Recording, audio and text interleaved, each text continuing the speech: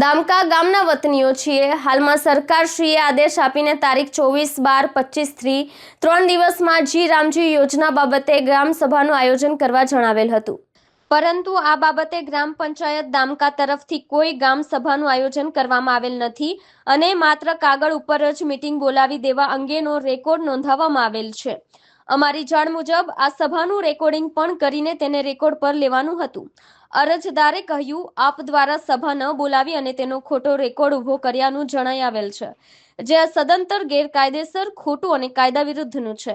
તદુપરાંત આવી ગ્રામ સભા મળ્યા બાબતની જાણ ગ્રામના સરપંચ શ્રી સુદ્ધાને નથી। આમ આપશ્રી એક જવાબદાર સરકારી અધિકારી હોવા છતાં આપે કાયદાની ઉપરવટ જઈ ઉપસરપંચ જોડે મળીને આ કૃત્ય કરેલ છે। જો આપે આ સભા કાયદેસર બનાવેલ હોય તો તે સભાની કાર્યવાહીમાં ઠરાવની નકલ અને હાજર રહેલ ગ્રામજનોની હાજરી દર્શાવતા રેકોર્ડની પણ નકલ માંગી હતી। જો આ બાબતે કાયદાની ઉપરવટ જઈને કોઈ કાર્ય કરવામાં આવ્યું હશે તો અરજદાર દ્વારા તમારી વિરુદ્ધ ઉપરી અધિકારી શ્રી સમક્ષ ફરિયાદ કરવાની ફરજ પડશે તેવી ચીમકી આપી છે।